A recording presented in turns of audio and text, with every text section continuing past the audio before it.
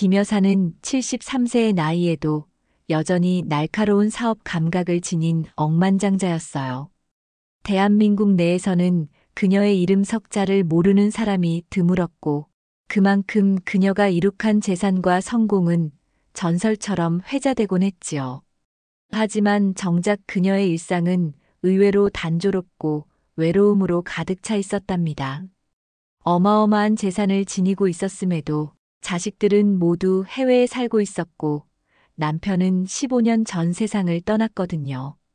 그녀의 아침은 늘 6시에 시작됐어요. 부드러운 알람 소리에 눈을 뜨면 고급 호텔 같은 침실에서 조용히 일어났지요. 밤사이 어지간히 뒤척였는지 베개 커버가 구겨져 있었지만 김 여사는 이미 그런 자잘한 것에는 신경 쓰지 않았답니다.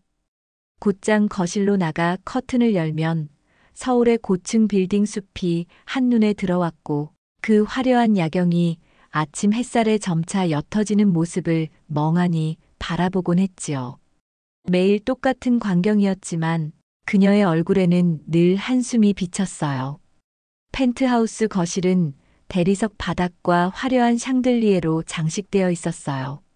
벽마다 걸린 예술품은 모두 해외 경매에서 거액을 주고 구입한 것들이었고 한쪽에는 희귀한 도자기와 장식품들이 빼곡하게 진열되어 있었지요.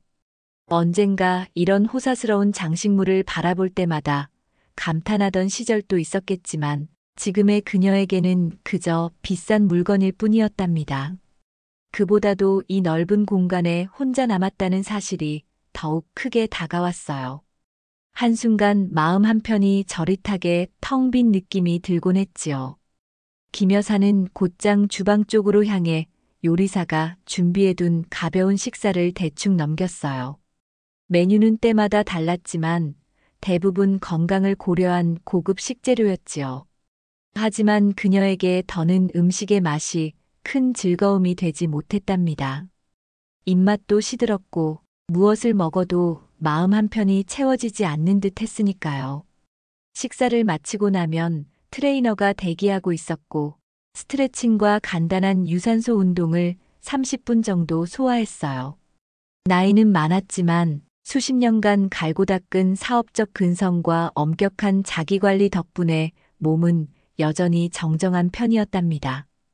다만 운동 중에도 머릿속은 늘 복잡한 생각들로 가득 찼어요. 오늘도 또 그냥 흘려보낼 하루인가? 아이들은 잘 지내고 있을까? 이젠 이렇게 사는 게 당연한 건가? 그런 생각이 꼬리에 꼬리를 물고 이어지곤 했습니다. 운동을 마치면 그녀는 늘 회사로 향했지요. 고급 승용차에 오르면 운전기사가 가볍게 인사를 건네지만 김 여사는 별다른 말을 하지 않았어요. 창밖으로 스쳐가는 도시 풍경을 바라보면서 빌딩 숲 저 너머에는 누가 살고 있을지 문득 궁금해지기도 했어요. 정체된 도로 위에서도 조급해하지 않았고 오히려 꽉 막힌 도로가 잠깐의 여유를 준다고 느끼는 날도 있었답니다. 그러나 회사에 도착하면 곧바로 임원들과의 미팅이 줄줄이 이어졌고 그녀는 다시 냉철한 사업가로 돌아갔어요. 사람들은 그녀를 철의 여인, 경제계의 전설이라 추켜 세웠지만 정작 그녀의 내면은 몇 해 전부터 점점 메말라갔지요. 남편이 세상을 떠난 뒤로는 한 번도 제대로 된 웃음을 짓지 못했다고 주변 가까운 이들은 종종 말했습니다. 자식들도 해외에서 바쁘게 지내느라 명절조차 함께 보내기 어려웠고 결국 김 여사는 끝없는 고독과 맞서야 했어요. 설령 회사가 잘 굴러간다고 해도 정작 그녀 자신에게는 삶의 의미가 희미해져 가는 것만 같았답니다. 그녀는 어쩌면 이 모든 삶이 남편과 함께 꿈꿨던 미래와는 다르다고 느꼈을지도 몰라요. 초창기의 가난을 견디며 손수 일을 돕던 남편의 모습이 떠오를 때면 마음 한구석이 시큰해졌답니다. 그렇다고 의지할 만한 이는 누구도 없었고 자신의 연약함을 보이고 싶지도 않았지요. 결국 스스로도 모르게 감정을 마음 깊이 묻어둔 채 눈앞의 일만 처리하며 시간이 흘러갔어요. 그렇게 반복되는 일상이 어느새 15년. 아무도 눈치채지 못한 그녀의 속내는 점차 굳어져 일종의 무감각 상태에 빠진 듯도 보였어요. 전화벨이 울려도 무심히 받았고 비서가 내민 서류에 도장을 찍을 때도 표정 변화가 없었지요. 사무실 창문으로 보이는 세상은 멀고 낯설기만 했고 명예나 부도 더 이상 그녀의 가슴을 뛰게 하지 못했답니다. 오롯이 혼자 남은 펜트하우스에 돌아와서는 어두운 마음을 겨우 추슬렀고 서재에 틀어박혀 남편의 옛 사진을 바라볼 때가 많았어요. 하지만 너무 오래 들여다보다 보면 괜히 눈물이 날 것 같아 금세 사진을 덮고 다시 업무 서류 더미를 들여다보곤 했답니다.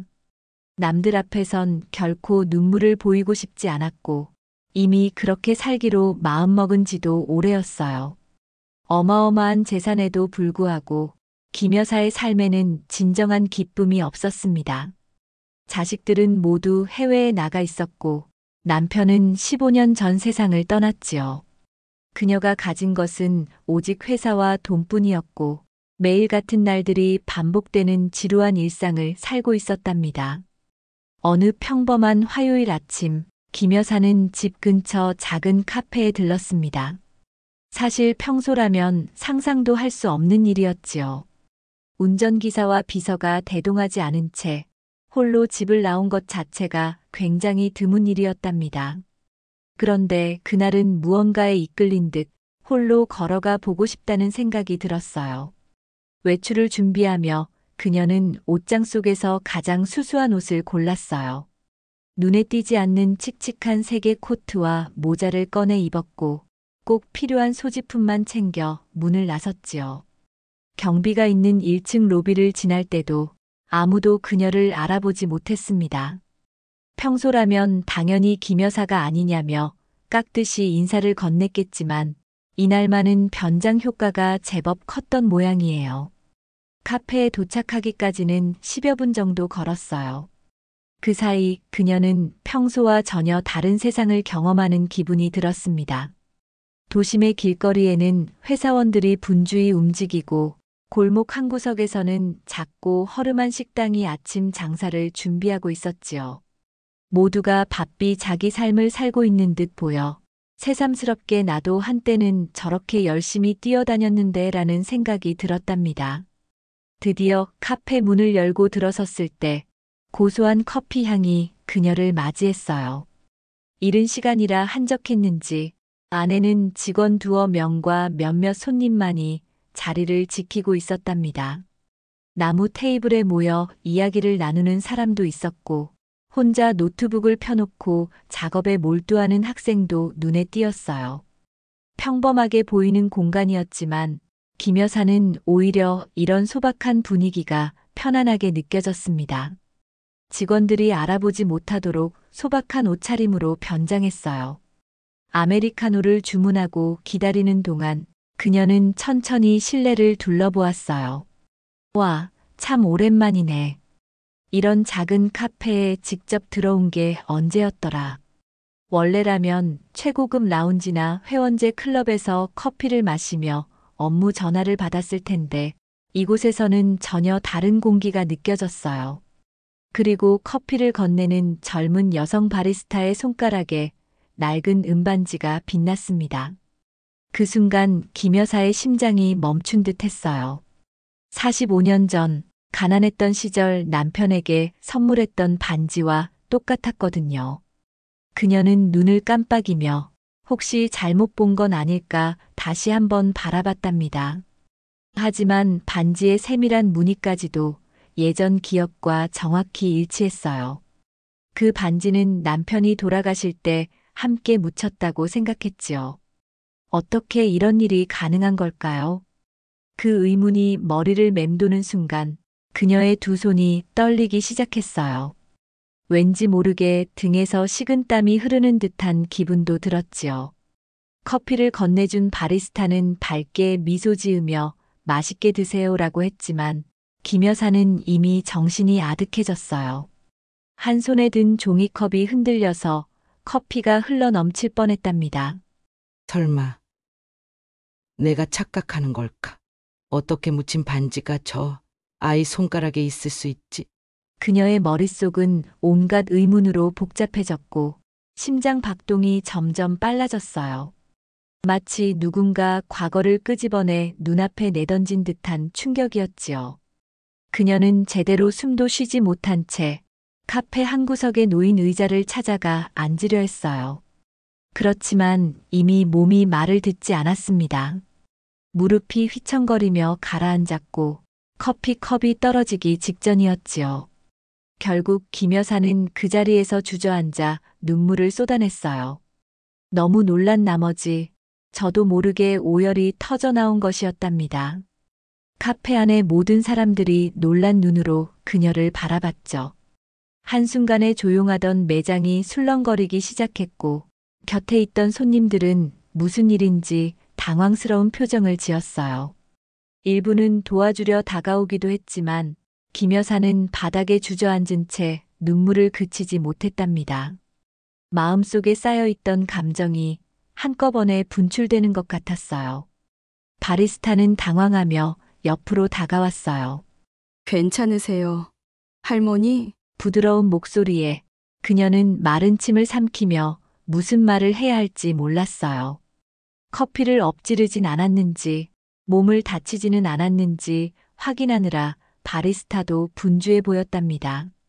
하지만 김 여사는 떨리는 손으로 그 반지를 가리켰어요. 그 반지. 어디서 얻었어요? 목소리가 가늘게 흔들렸고 토해내듯 나오는 질문에 주변이 일순 고요해졌습니다. 바리스타 역시 놀란 듯 반지를 바라보더니 조심스럽게 만지작거리며 대답했어요. 할아버지께서 주신 거예요. 제가 태어나기도 전에 돌아가셨지만 할머니가 남겨주셨죠. 그 짧은 설명이 김 여사의 심장을 세차게 뒤흔들었어요. 마치 먼 과거를 헤집는 칼이 가슴속을 그어버린 느낌이었지요. 45년 전 남편에게 건넸던 낡은 은반지, 언젠가 남편과 함께 사라졌을 거라 여겼던 그 반지가 어째서 이제야 이런 곳에서 모르는 아이 손에 끼워져 있는 걸까요? 그 말을 들은 김 여사의 얼굴이 하얗게 변했습니다. 충격이 온몸을 휘감고 숨조차 제대로 쉴 수 없었어요. 주변에서 물을 떠다주는 사람도 있었고 걱정스러운 시선으로 바리스타를 쳐다보는 직원도 있었지만 김 여사는 그저 바닥에 앉아 흐느끼며 멍하니 반지를 바라볼 뿐이었지요. 실제로 그 반지가 어떻게 이곳에 닿았는지는 전혀 알 수 없었어요. 그녀는 마치 세상이 통째로 흔들리는 기분을 느꼈고 가슴 깊은 곳에서 벅차오르는 두려움 같은 것도 몰려왔답니다. 이 아이의 할아버지가 누구였을까? 남편의 반지가 분명한데 정말 어떻게 된 걸까? 가슴이 터질 듯한 예감이 들었어요.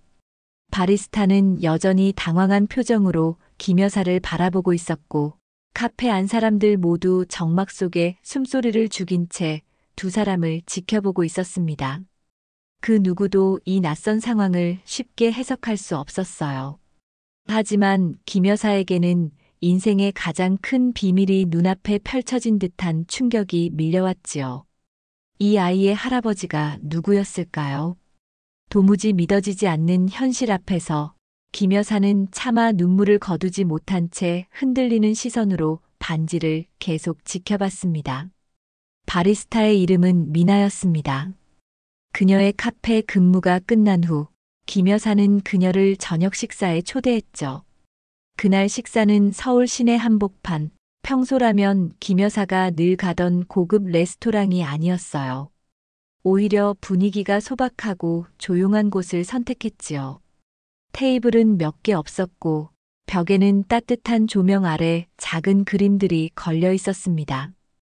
두 사람이 도착했을 때 종업원은 처음 보는 김 여사의 얼굴을 알아보지 못했지만 나중에 이름을 듣고 깜짝 놀라는 기색이 살짝 스쳐갔어요. 그러나 김 여사는 익숙한 그 반응에도 별다른 내색을 하지 않았답니다. 그녀의 관심은 오로지 눈앞에 앉은 미나에게로 향해 있었으니까요. 미나는 쑥스러워하면서도 감사한 마음으로 자리에 앉았어요. 카페에서 만났을 때만 해도 할머니처럼 보이는 김 여사가 자신을 식사에 초대하리라고는 상상도 못했답니다. 초대해 주셔서 고마워요. 그녀는 얌전한 말투로 인사했지만 식사를 시작하기 전부터 뭔가 묘한 긴장감이 두 사람 사이에 감돌았어요. 메뉴는 한식 코스였어요.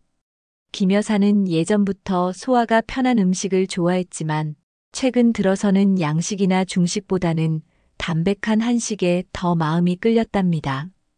돌솥밥과 각종 반찬, 은은하게 끓여낸 된장찌개가 차려졌고 종업원은 조용히 물수건을 준비해 주었어요.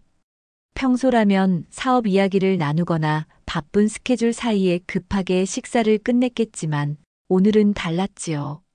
말 한마디 건네기도 전부터 분위기가 어색했지만 서로의 눈빛에는 묘한 기대와 두려움이 뒤섞여 있었습니다. 미나가 먼저 아버지 이야기를 꺼냈어요.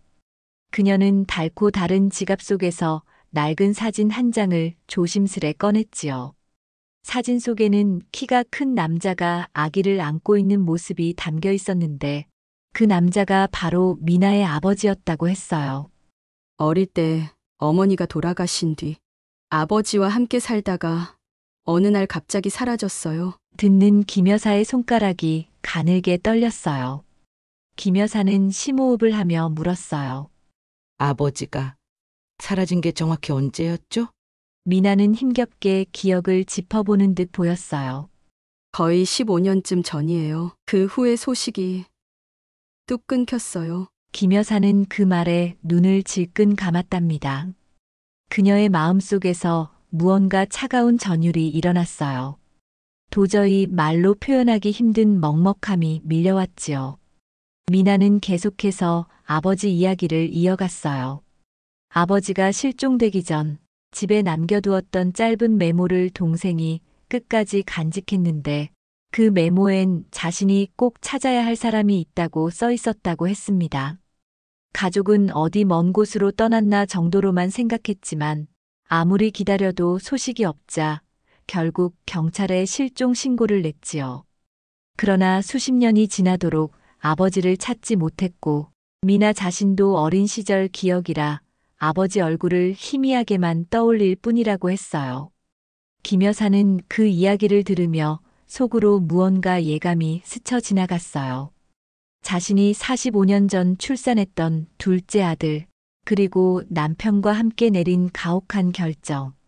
분명 오늘의 이 만남이 그 과거와 이어진다고 생각하니 가슴 깊은 곳에서 죄책감이 비집고 올라왔답니다.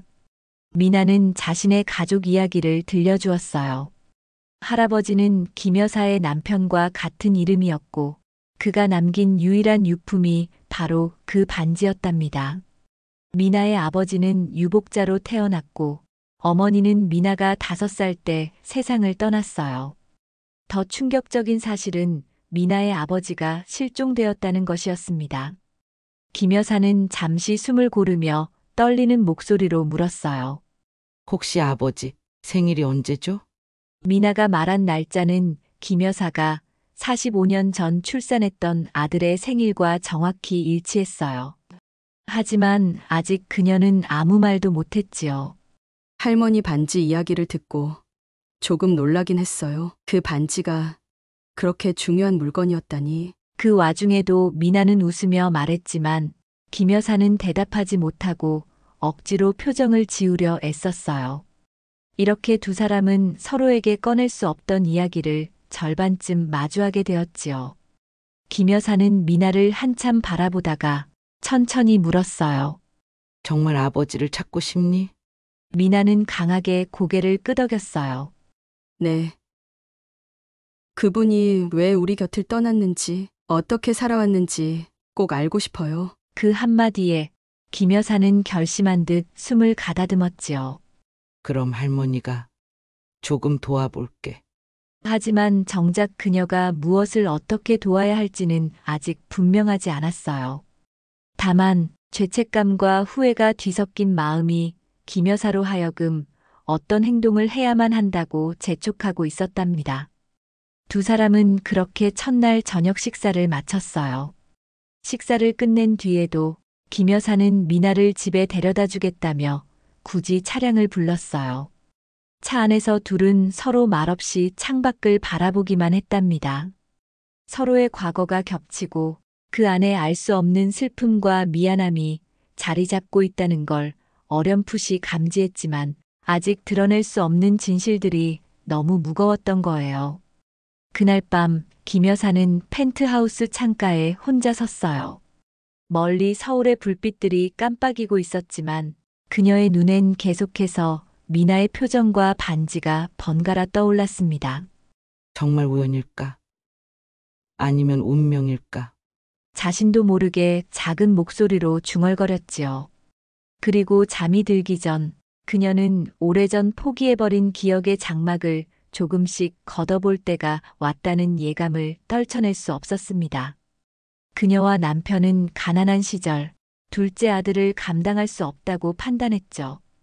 아이를 고아원에 맡기는 고통스러운 결정을 내렸어요. 그때 남편은 언젠가 아이를 다시 찾을 수 있길 바라며 자신의 반지를 아이의 담요에 숨겨두었답니다. 하지만 사업이 성공하고 부자가 된 후에도 그들은 수치심과 두려움으로 아이를 찾지 못했어요. 미나는 충격에 빠져 눈물을 흘렸습니다. 그녀의 할아버지는 사실 김 여사의 남편이었고 그녀의 아버지는 버려진 아들이었던 거예요. 미나는 김 여사의 친손녀였답니다. 미나에게 이 사실을 고백하기까지 김 여사의 내면에는 숱한 갈등이 있었어요. 차마 말을 못하겠어. 미나가 나를 어떻게 생각할까? 처음에는 두려움에 휩싸였고 동시에 더 늦기 전에 진실을 알리고 싶다는 절박함도 컸답니다. 결국 미나가 실종된 아버지 이야기를 털어놓은 그날, 밤늦게 김 여사는 전화를 걸어 미나를 다시 만났어요. 지금 당장 볼 수 있을까? 꼭 해주고 싶은 이야기가 있어. 목소리는 떨렸고 미나는 알 수 없는 불안감을 느끼며 약속 장소로 향했지요. 그렇게 만난 둘은 서울 외곽에 자리한 조용한 찻집으로 들어갔어요. 새벽에 가까운 시간이었기에 가게는 한산했고 사장 한 사람이 마감을 준비하며 구석에서 청소를 하고 있었습니다. 김 여사는 자리에 앉자마자 물 한 모금을 마셨고 미나는 눈빛부터 예사롭지 않은 분위기를 감지했지요. 무슨 일 있으세요? 미나가 긴장된 목소리로 물었어요. 그제야 김 여사는 깊은 한숨을 토해내듯 비밀을 꺼내놓기 시작했답니다. 아주 오래된 일이고 누구에게도 털어놓지 못했던 고통스러운 과거였어요. 사실 너가 찾고 있는 그분, 그러니까 너의 아버지 말이야. 처음에는 말이 목에 걸린 듯 제대로 나오지 않았습니다. 그러나 김 여사는 무슨 결심이라도 선 듯 조용히 무릎 위에 겹친 손을 내려다보며 이어갔어요. 너의 아버지는 내 둘째 아들이었어. 그 한마디에 미나는 소스라치게 놀랐습니다. 어쩐지 요즘 들어 떠오르던 의문들이 순간적으로 해소되면서도 동시에 더 큰 의문이 폭풍처럼 일었어요. 네. 저희 아버지가요? 미나는 목소리가 떨렸고 어딘가 믿기지 않는 표정을 지었지요. 김 여사는 숨을 고르며 가난했던 시절의 이야기를 꺼냈습니다. 살 곳조차 마땅치 않아 방 한 칸에서 끼니조차 구하기 힘들었던 시절, 이미 첫째가 있었고 둘째가 태어났을 때 정말 돌보기 벅찼다고 했지요. 남편과 둘이 허둥지둥 살아가면서도 둘째만큼은 어떻게든 해볼 방법이 없다고 판단했답니다. 처음에는 지인을 통해 도움을 받을까 했지만 끝내 고아원에 보내는 게 최선이라고 결론을 내렸다고 했어요. 미나는 손가락을 꼼지락거리며 믿을 수 없는 듯 바라봤어요. 어떻게 그런 결정을... 김 여사는 얼굴을 파르르 떨며 중얼거렸어요. 지금 생각해 보면 정말 못됐지? 후회해도 소용없지만. 그리고 남편이, 즉 미나의 할아버지가 언젠가 우리가 성공하면 반드시 다시 찾아오자며 반지를 담요에 넣었다는 사실을 털어놓았지요. 언제고 자신들이 아이를 데리러 가서 그 반지를 아이에게 주려 했다고 말이에요. 하지만 막상 사업이 크게 성공한 뒤에도 부와 명예가 쌓일수록 죄책감과 수치심 때문에 섣불리 아이를 찾지 못했다는 이야기에 미나는 무너질 듯 울었어요. 어떻게 그럴 수가 있어요? 아이가 얼마나 엄마 아빠를 그리워했을지 생각도 안 했나요? 미나의 목소리는 분노와 슬픔으로 뒤엉켰고 찻집 한 구석에서 청소하던 사장도 놀란 표정으로 둘을 쳐다보았답니다. 김 여사는 고개를 떨군 채 한없이 작아진 모습으로 아무 대꾸도 하지 않았어요. 결국 미나는 얼굴을 감싸쥐고 눈물을 흘렸어요. 이럴 수가. 내 아버지가. 김 여사는 조심스레 손수건을 꺼내 내밀었지만 미나는 쉽게 받아들일 수 없었지요. 분노, 슬픔, 배신감, 안쓰러움. 온갖 감정이 한꺼번에 치밀어 올라오며 숨조차 가쁘게 느껴졌답니다. 하지만 심장 한편에선 어쩐지 알 수 없는 끌림도 자라났어요. 눈앞에 노인이 자신의 친할머니라는 사실을 깨달았을 때의 경이로움이 분노 사이에 미묘하게 섞여들었기 때문이에요. 그날 밤 두 사람 사이에는 말로 담아내기 어려운 공기가 감돌았어요. 김 여사는 마음속 깊이 사죄하고 싶었지만 아무리 사과해도 과거를 돌이킬 수 없다는 사실이 두려웠습니다. 한참이 지나서야 미나는 고개를 들어 울음이 가시지 않은 목소리로 말했지요. 이 반지, 정말 할아버지가 담요에 넣어두었던 그 반지였군요. 그래. 그렇단다. 김 여사는 흐느끼는 목소리로 대답했고 찻집 안의 기묘한 정적이 오래 이어졌습니다. 결국 새벽이 되어서야 자리를 뜨게 됐고 둘은 각자의 집으로 돌아갔어요. 그러나 그날의 만남은 둘 다에게 너무나 큰 충격으로 남았답니다. 미나는 아버지의 과거와 자기 혈통에 대한 진실을 들은 뒤로 한동안 눈물과 분노에 휩싸였고 김 여사는 망연자실한 채로 펜트하우스 창가에 서서 저 먼 과거와 현재가 뒤얽힌 상황을 바라봤어요. 두 사람 모두 이 모든 진실이 앞으로 어떤 파장을 불러올지 막막하기만 했지요. 미나는 처음에 분노했습니다. 할머니가 자신의 아버지를 버렸다는 사실을 받아들이기 힘들었죠. 그러나 김 여사의 진심 어린 후회와 슬픔을 보며 조금씩 마음을 열기 시작했어요. 대화가 깊어질수록 미나는 자신의 비밀도 털어놓았습니다. 어느 날 미나가 고백을 했습니다. 사실 저는 희귀 심장 질환을 앓고 있어요. 의사는 제게 1년도 채 시간이 남지 않았다고 해요. 그 말에 김 여사는 얼어붙었죠. 겨우 찾은 손녀를 또 잃게 된다니. 그러나 곧 김 여사의 눈빛이 달라졌어요. 걱정 마라. 할머니가 어떻게든 널 살릴 거야. 미나는 슬픈 미소를 지었습니다. 이미 한국의 모든 병원을 다녀봤어요. 치료법이 없대요. 김 여사는 단호하게 고개를 저었답니다. 내게는 돈이 있다. 이제 그 돈이 쓸모 있게 될 거야. 그 후로 미나와 김 여사의 시간은 매일 극적인 변화를 겪었어요. 분노와 슬픔에서 시작된 관계였지만 서로 얽힌 운명에 의해 어떻게든 가까워지고 있었답니다. 미나는 처음에는 적대감을 거두지 못할 때도 있었어요. 내가 어떻게 할머니를 믿겠어요. 아버지를 버린 사람인데. 하지만 김 여사는 딱히 변명하려 하지 않았어요. 그 대신 최대한 미나의 아픔과 분노를 들어주려고 노력했고 점차 미나는 그 태도에 조금씩 진정되는 모습을 보였어요. 그런데 미나의 건강 상태가 점차 악화되고 있었습니다. 희귀 심장 질환은 숨이 차오르고 때때로 갑작스러운 통증이 찾아와 쓰러지게 만들었어요. 하루는 카페에서 근무하던 도중 호흡 곤란을 일으켰고 급히 병원으로 실려간 적도 있었답니다. 김 여사는 이 소식을 듣고 가슴이 철렁 내려앉았지요. 절대로 너가 내 눈앞에서 사라지게 두지 않을 거야. 그녀는 병원 복도를 서성거리며 난생 처음 맛보는 공포와 절박함을 느꼈습니다. 의료진은 미나에게 더 이상의 뾰족한 수술법은 없다고 말했어요. 이미 각종 시술과 약물 치료를 해봤지만 더 버티기 힘들 거라고 했습니다. 그러나 김 여사는 포기하지 않았지요. 한국에 없으면 해외에도 갈 수 있어요. 어디든 찾아갈게요. 돈이 얼마가 들든 내 모든 걸 쏟아볼 겁니다. 그녀의 목소리는 단호했고 병원 관계자들도 놀란 표정을 지었답니다.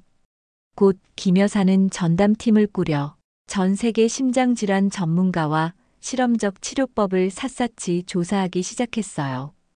그 과정에서 알게 된 사실은 스위스의 한 연구소에서 최근 시작된 신개발 치료법이 있다는 것이었습니다. 성공률은 낮았고 임상 단계라 위험 부담이 컸지만 김 여사는 망설임 없이 가보자고 결심했어요. 그녀는 곧바로 회사 지분을 일부 매각해 막대한 자금을 마련했고 미나를 스위스로 데려가기 위한 작업을 진행했답니다. 그런 일들은 김 여사에게도 결코 쉬운 일이 아니었어요. 오랜 세월 공들여 키운 회사의 지분을 정리한다는 건 상상도 못할 큰 결정이었지요. 임원진과 주주들이 어리둥절해하며 만류했지만 김 여사는 선언했어요. 더 중요한 일이 생겼어. 난 가족을 위해서라면 뭐든 할 거야. 이때 사람들은 이상한 눈초리로 수군대기도 했지만 이미 그녀는 전혀 흔들리지 않았답니다. 마침내 미나는 김 여사의 손을 잡고 비행기에 올랐어요. 할머니, 제가 살 수 있을까요? 미나는 공항 대합실에서 불안한 표정으로 속삭였고 김 여사는 단호히 대답했어요. 반드시 살릴 거야. 약속할게. 스위스에 도착한 뒤 여러 검사를 거쳐 미나는 즉시 수술 날짜를 잡았어요. 의료진은 성공 확률이 불확실하다는 점을 재차 강조했지만 김 여사는 이건 미나에게 주어진 마지막 기회일지 모른다고 생각했답니다. 긴장된 마음으로 수술실 앞 복도를 거닐던 그녀는 평생 단 한 번도 느껴보지 못했던 무력감을 맛보고 있었어요. 돈으로 해결할 수 없을지도 모르는 상황. 그렇지만 이미 자신에게 돈 말고는 해줄 수 있는 게 없다는 사실이 안타까웠지요. 수술은 12시간 넘게 진행됐고 김 여사는 기도하듯 미나의 회복을 기다렸어요. 의사들은 틈틈이 수술 상황을 브리핑해 주었고 김 여사는 서류에 서명하며 눈물을 머금기도 했답니다. 그녀는 삶에서 처음으로 진짜로 중요한 것을 위해 모든 재산을 기꺼이 내던질 수 있음을 깨달았어요. 그것이 손녀라는 존재였고 동시에 자신의 과거에 대한 속죄였는지도 모르겠어요. 다행히 기적처럼 미나의 수술은 성공했어요. 의사들도 놀랄 정도로 그녀의 회복은 예상보다 빠르게 진행됐지요.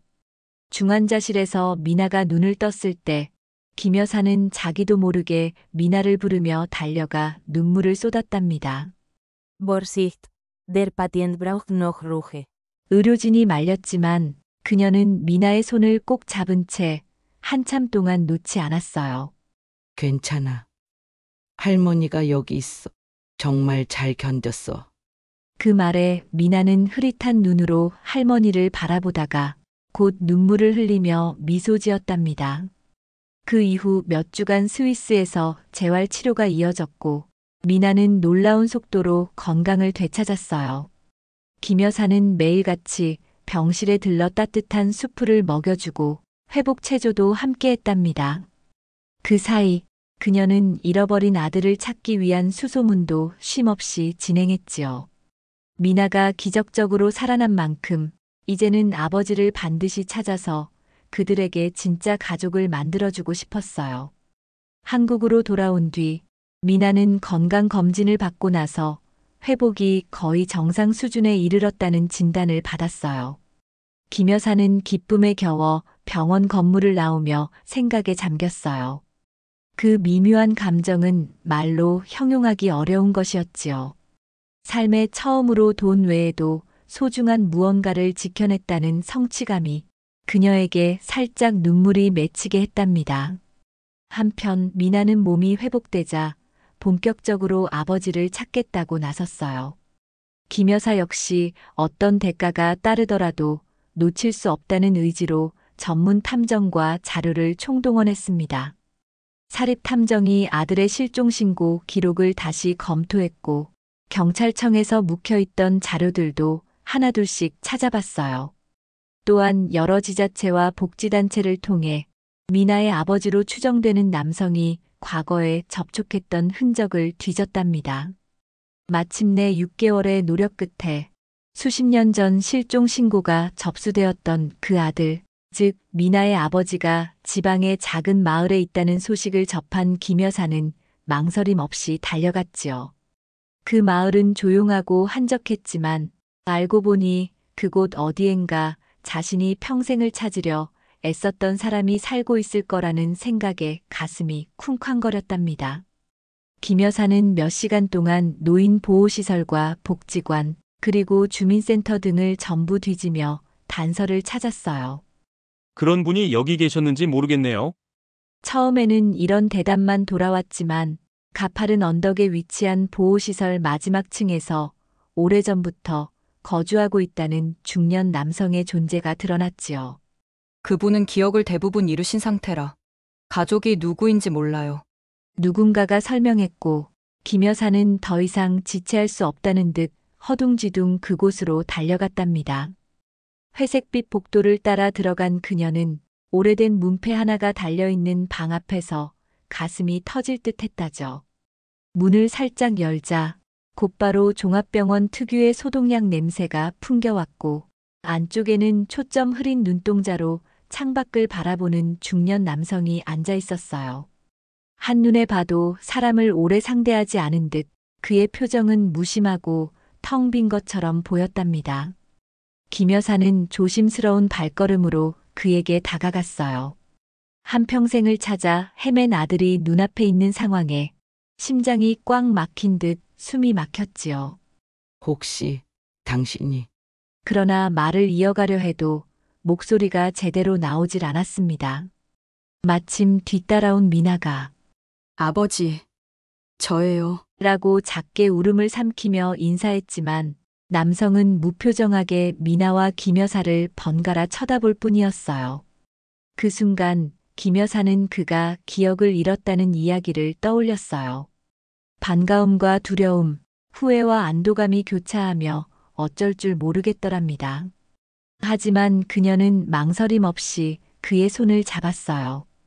온갖 말들이 머릿속에서 소용돌이쳤지만 끝내 입 밖으로 나온 건 미안하다는 고백뿐이었죠. 내 아들아. 미안하다. 정말 미안하다.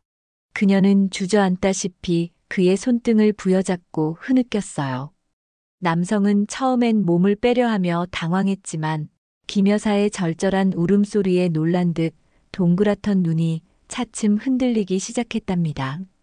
그 표정은 마치 어딘가 깊은 곳에 가라앉아 있던 감정이 미세하게 균열을 내며 떠오르는 듯 보였어요. 미나는 가슴이 찢어질 듯 아팠지만 다급히 품 안을 뒤져 오래된 은반지를 꺼냈습니다. 그리고 눈물을 머금은 채 그에게 내보였지요. 아빠, 이 반지 기억나세요? 제발 저를 기억해요. 저는 아버지 딸, 미나예요. 낡은 은반지는 햇빛을 받아 잔잔한 광택을 내며 마치 과거를 비추는 거울처럼 존재감을 발했습니다. 남성은 그 반지를 뚫어지게 바라보더니 손이 부들부들 떨리는 걸 주체 못했어요. 이게 뭐지? 낯선 떨림이 목소리에 담겼고 동시에 그의 눈가엔 생전 처음 느끼는 듯한 고통과 그리움이 한데 섞인 기색이 어렸답니다. 김 여사는 옆에서 아무 말 없이 흐느꼈어요.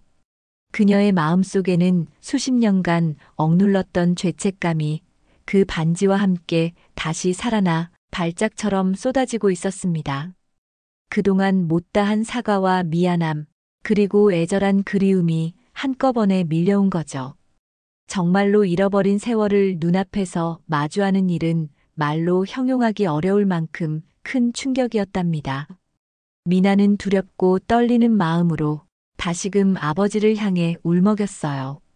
아버지, 제발 저를 떠올려 주세요. 전 미나예요. 그녀는 과연 이 사람이 정말 아버지가 맞을지 혹여 다른 사람일지 5만 가지 생각이 교차했지만 반지가 보여주는 증거가 너무 선명했어요.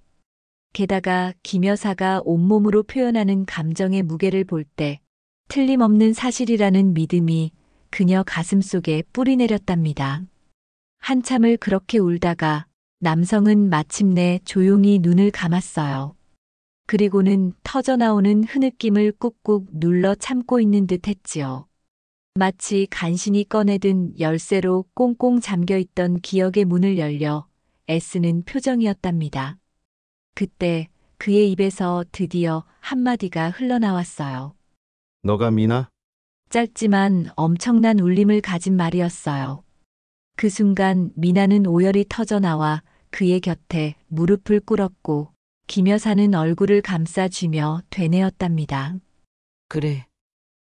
너가 우리 아들 맞아.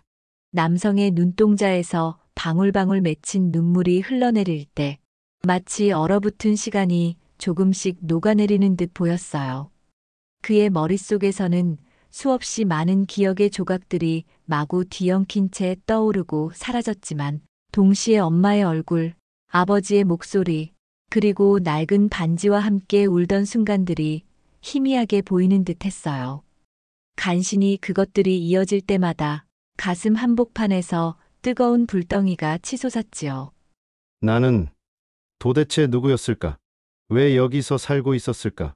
그는 혼란스럽게 중얼거렸지만 곁에서 미나와 김 여사가 애절하게 손을 잡고 바라봐주자 조금씩 내가 누군가에게 소중한 사람이었다는 감각을 되찾기 시작했어요.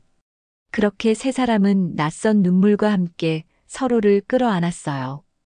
다시 하나가 되기까지 무려 45년이라는 시간이 흘렀지만 그 순간만큼은 잃어버린 세월이 무색할 정도로 서로의 체온을 확인하며 울고 웃었답니다. 우리 아들아 얼마나 찾아 헤맸는지 몰라. 정말 미안해 정말. 김 여사가 연신 고개를 숙이는 사이 남성은 제대로 기억나지도 않는 과거가 주는 혼란 속에서도 묘하게 따뜻한 감정을 느꼈어요. 나는 버려진 게 아니었나? 이 사람들이 날 찾고 있었나? 미나는 아버지의 손을 잡고 조곤조곤 말을 걸었어요. 이제 괜찮아요. 아버지, 저 여기 있어요. 그녀도 아직은 분노와 슬픔, 그리고 안도감까지 뒤섞인 복잡한 심경이었지만 무엇보다도 어쨌든 아버지를 찾아냈다는 사실 하나가 벅찰 만큼 소중했지요. 그녀가 손가락에 낀 낡은 은반지를 다시 한번 가만히 들여다보자 햇살이 비쳐 반짝이며 세 사람을 감싸주는 듯 했어요. 김 여사는 그 모습에 한 번 더 목이 메었답니다. 그 반지가 남편과 함께 묻혔을 거라 여겼는데 실은 남편이 그 반지를 아이 담요에 숨겨두고 떠났고 그것이 지금 손녀에게로 이어져 결국 아들을 찾게 만들었다는 운명 같은 연결고리에 전율이 일었죠. 어쩌면 이 반지가 우리를 다시 만나게 해준 걸지도 모르겠구나. 결국 그날 오후 내내 세 사람은 복지시설 한쪽에서 같이 앉아 이야기를 나눴어요. 아들은 자신의 기억을 되짚어가려 애썼고 미나는 그에게서 조금이라도 더 많은 걸 듣고 싶어 했지요. 그러나 기억은 아직 온전치 않아 이따금 머리가 아프다며 괴로워하기도 했어요. 그럴 때마다 김 여사는 그를 꼭 끌어안고 달랬답니다. 천천히 해도 돼. 우린 서두르지 않을 거야. 한바탕 울고 난 뒤 김 여사는 마을의 시설 관계자를 찾아가 감사 인사를 전했어요. 이렇게 제 아들을 돌봐주셔서 정말 고맙습니다. 이 은혜 평생 잊지 못할 거예요. 그리고 그녀는 아들을 데려가겠다는 의사를 밝혔지요. 앞으로 제가 제 아이를 보살필 거예요. 더 늦기 전에 이제라도 함께 있고 싶습니다. 처음엔 시설 측에서도 이분은 신상 정보도 제대로 모르고 기억이 없어 상당히 신중해야 합니다. 라는 입장이었지만 김 여사가 갖고 온 실종 신고 자료와 가족관계 증빙 서류 등을 보여주자 의심은 사그라들었어요.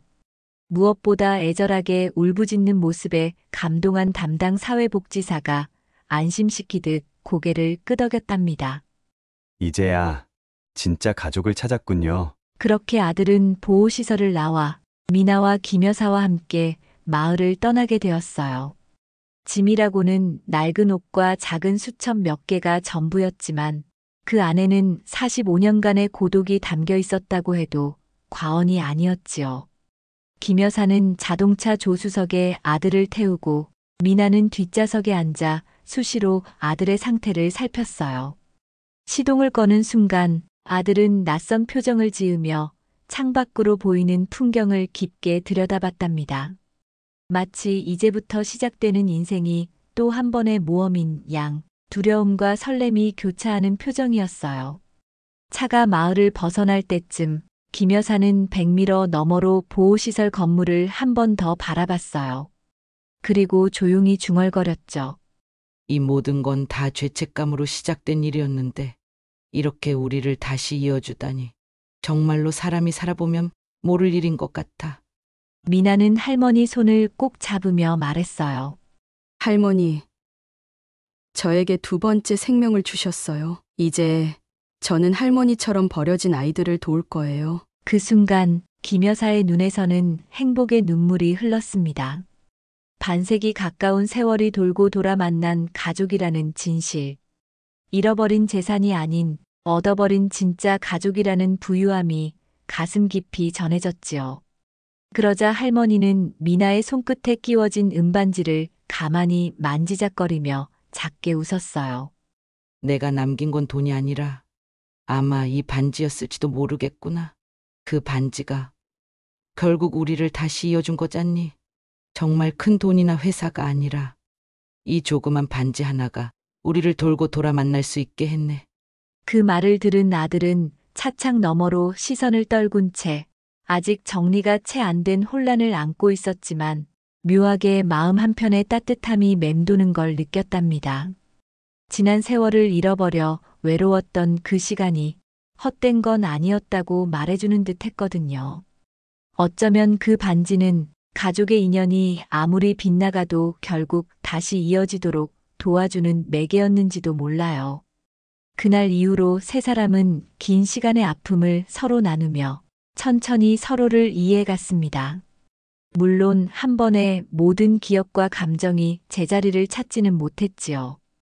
그러나 미나는 수시로 아들에게 우린 가족이에요. 이제 당신은 혼자가 아니에요. 라고 다정히 말해주었고 김 여사는 비록 늦었지만 이제라도 엄마 노릇을 해야겠다는 마음으로 적극적으로 아들을 보살폈어요. 그러나 새로운 삶의 시작이 마냥 순탄하기만 한 것은 아니었습니다. 세 사람은 서로를 찾아 재회하는 감동적인 장면을 만들었지만 45년이라는 시간은 어쩔 수 없이 빈틈을 남겨두었고 아들은 아직 기억을 잃은 채 불안정한 상태였어요. 김 여사는 이 사실이 내내 마음에 걸렸습니다. 아들 앞에서 내색하지 않으려 했지만 홀로 밤이 깊으면 펜트하우스 창가에 서서 헤아릴 수 없는 심란함에 시달렸답니다. 그러다 어느 날 세 사람이 함께 장을 보러 근처 대형마트에 가기로 결정했어요. 조금씩 함께 바깥을 돌아다니며 우리 가족을 일상 속에서 익숙하게 만들어보자는 미나의 제안이었지요.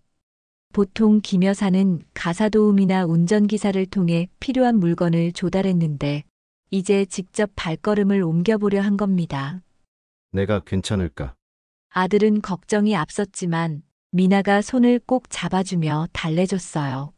아빠, 저와 할머니가 있으니 두려워하지 마요. 평소 같으면 차량에 탑승해 얼마 안 가 도착할 그 마트까지 이날은 그냥 짧은 택시를 타고 내려서 5분 정도 걸어가 보기로 했어요. 작은 도보 구간을 천천히 걷는 동안 아들은 창문 없는 건물 밖 풍경을 낯설게 바라봤지요. 골목을 휘돌아 나오는 바람, 과일 상점에서 풍기는 달콤한 냄새, 자전거를 타고 질주하는 학생들. 언뜻 보기에 평범한 일상들이지만 그에겐 모두가 생소하고 새로운 장면이었거든요. 문제는 마트 입구에 들어선 직후 생겼습니다. 토요일 오후였던 터라 사람들이 몰려 시끌벅적했고 입구에서부터 특가 행사 상품을 구경하려는 인파가 정신없이 뒤엉켰지요. 수많은 사람이 한꺼번에 북적이고 아이들은 여기저기 뛰어다니고 방송으로는 1층 푸드코트에서 이벤트 중입니다. 쭈꾸미가 100g에 1,500원. 라는 소리가 울려 퍼지고 아들은 갑자기 현기증이라도 난 듯 발걸음이 뚝 멈췄어요. 그가 숨을 가쁘게 쉬자 미나가 바로 아빠, 괜찮아요? 라며 팔짱을 끼고 물었지만 그의 얼굴에서는 점차 식은땀이 맺히기 시작했습니다. 너무 시끄러워. 그는 낮은 목소리로 중얼거렸는데 마치 기하급수적으로 커지는 소음이 몸을 압박하는 듯한 표정이었어요. 괜찮아? 우리 다른 데로 이동할까? 김 여사는 곁에서 안쓰럽게 그의 등을 쓸어주며 물었지만 아들은 오히려 그 말을 제대로 들은 건지 아닌지 시선을 이리저리 헤매기만 했지요. 그 순간 한 가족이 시식 코너 쪽으로 몰려들면서 아들과 부딪힐 뻔했어요. 자칫 넘어질 뻔한 상황에 김 여사와 미나가 다급히 부축했지만 아들은 여전히 숨을 제대로 고르지 못한 채 겁에 질린 눈길을 주변에 돌릴 뿐이었답니다. 끝없는 사람 물결과 소음, 화려한 상품 진열대와 시끄러운 방송 안내. 그는 마치 지진이라도 난 듯 몸서리치기 시작했고 심장 박동이 비정상적으로 빨라지는 느낌이 들었어요. 아빠, 괜찮아요. 여기 잠시 나가서 쉬실까요? 미나가 간절하게 호소했지만 아들은 제대로 답하지 못하고 손을 떨며 가까운 카트 손잡이를 붙잡았어요. 마음속에서 뭐라 형용하기 어려운 공포가 치솟고 동시에 머릿속 어딘가에선 잔상이 어른거렸습니다. 시끄러운 소리들, 우는 아이들, 닫힌 공간에서 도망치지 못하는 느낌. 내가 이런 데서 무슨 일을 겪었었나? 기억이 흐릿하게 떠올랐다 사라지기를 반복하는 괴리감에 그는 고개를 재차 흔들며 호흡을 가다듬으려 애썼지만 잘 되지 않았어요. 사람들이 어리둥절한 표정으로 그들을 힐끗거렸고 어떤 이들은 무슨 일이냐고 수군거리기도 했어요. 김 여사는 사람들이 둘러보는 시선에도 개의치 않고 아들의 손을 잡아당기며 우리 일단 밖으로 나가자. 그를 데리고 출구 쪽으로 향했습니다. 미나도 뒤따라 서둘러 자리를 옮겼지요. 가까스로 마트 문 밖으로 나와 한적한 담장 옆에 자리를 잡자 아들은 그제야 거칠게 헐떡이던 숨을 조금씩 정상으로 되돌리기 시작했어요. 김 여사는 안도감에 눈물이 조금 맺혔고 미나는 애먼 자기 탓만 했답니다. 죄송해요, 아빠. 제가 너무 성급했나 봐요. 그러나 아들은 고개를 저으며 마치 방금 무서운 꿈에서 깨나온 사람처럼 중얼댔습니다. 나 모르겠어. 저렇게 많은 사람, 소음, 막 뒤섞인 장소. 무슨 트라우마가 있는 건지. 김 여사는 부드럽게 그의 팔을 감싸쥐고 달랬어요. 기억을 잃기 전에도 분명히 이런 복잡한 곳이 힘들었을 수도 있어. 괜찮아. 우리 괜히 무리했나 보다. 아들은 여전히 가슴이 벌렁거리는 듯 손바닥을 가슴께에 대고 있었지만 한편으로 스스로도 알 수 없는 좌절감이 밀려왔습니다. 그러자 미나가 조용히 다가서 위로했어요. 아빠, 괜찮아요. 이런 일이 생길 수도 있죠. 나도 처음에 사람 많은 곳은 힘들었어요. 우리 차근차근 해요. 그녀의 표정엔 좌절이 아니라 그저 같이 헤쳐나가자는 다짐이 깃들어 있었지요.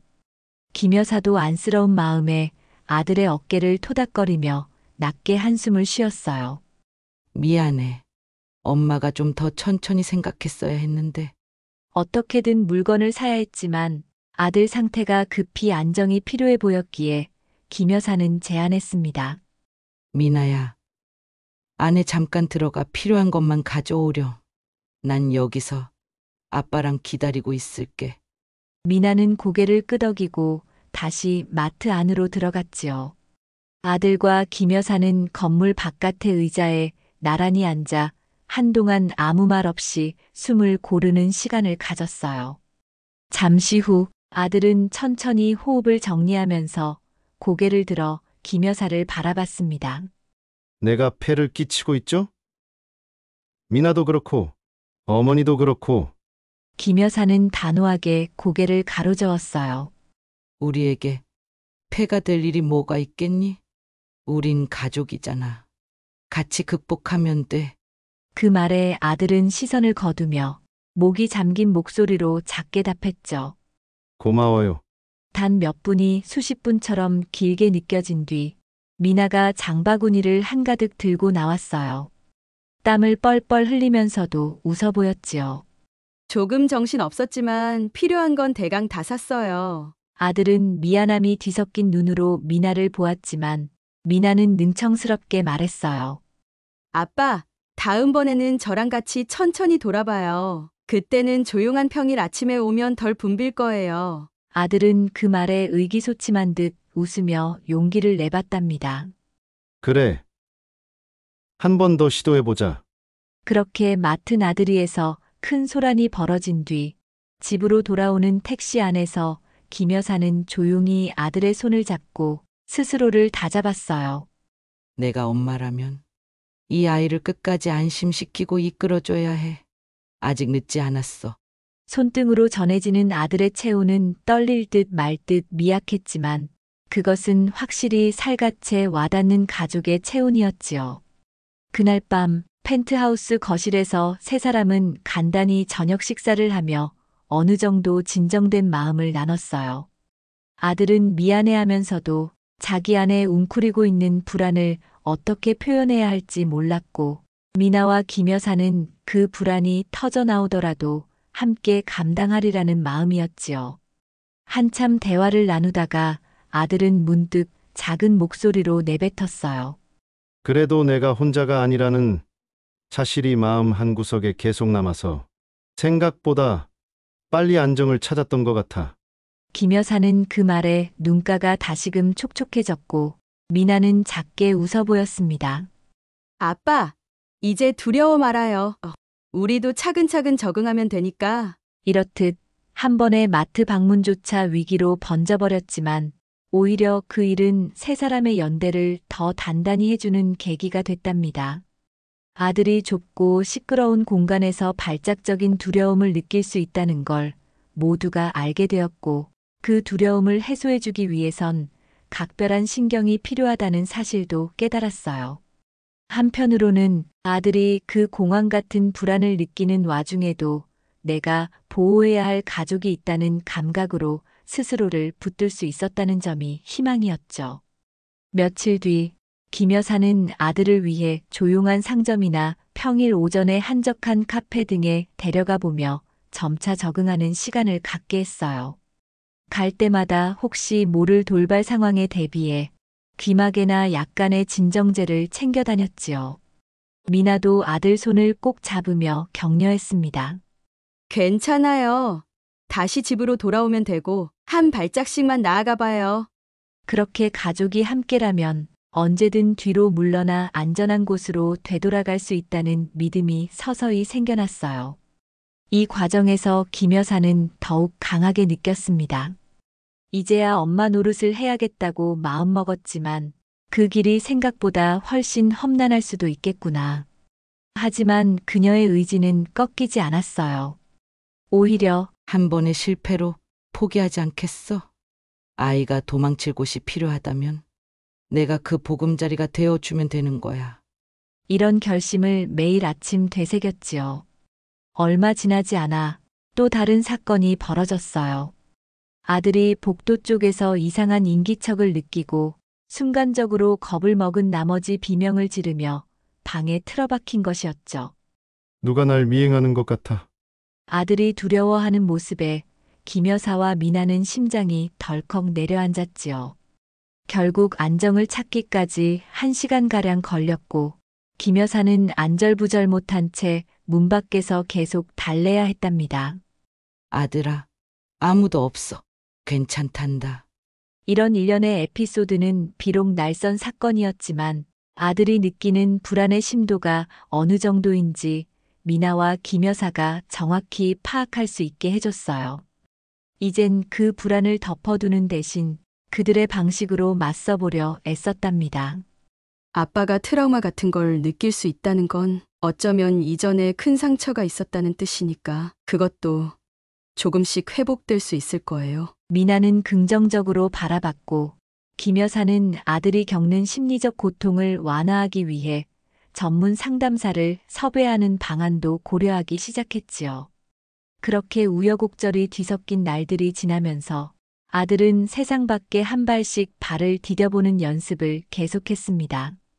당장은 여러 차례 실패가 있었지만 미나와 김 여사의 전폭적인 지지와 보호 속에서 그는 서서히 무언가를 깨우치는 듯 했어요. 나는 혼자가 아니라 힘들 땐 바로 뒤에서 날 잡아줄 가족이 있다. 그런 새로운 삶 속에서 김 여사는 재산을 많이 써버렸지만 전혀 아깝지 않았습니다. 오히려 그 어느 때보다 부유해진 느낌이었지요. 왜냐하면 이제야말로 삶에서 가장 귀중한 것을 되찾았기 때문이었어요.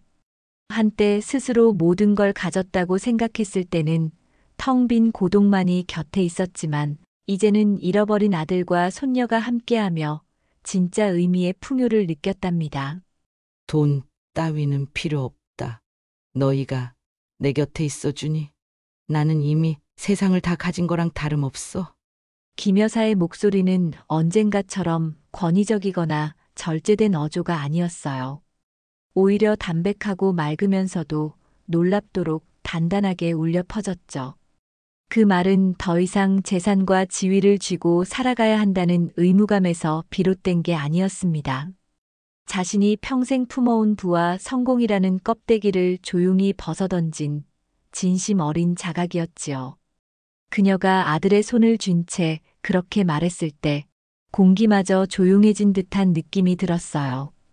미나는 그 말에 눈물을 글썽이며 잇몸이 드러날 만큼 웃었고 아들은 작게 고개를 끄덕였지요.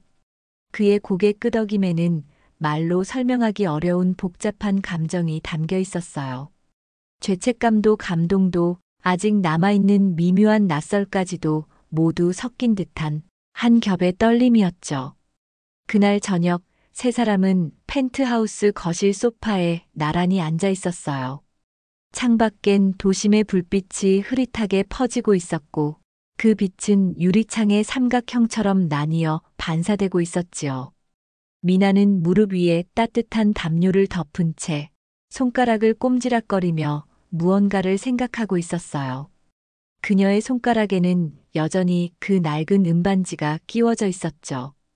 반지는 수많은 세월을 지나며 윤이 사라지고 작은 흠집도 많아졌지만 오히려 그 상처들이 이 반지의 시간을 증명해주는 듯 했어요. 그 순간 김 여사는 조용히 미나의 손을 덮었어요. 그 손등 위에 자신의 주름진 손을 올리며 오랜 시간 눌러왔던 말 한마디를 건넸습니다.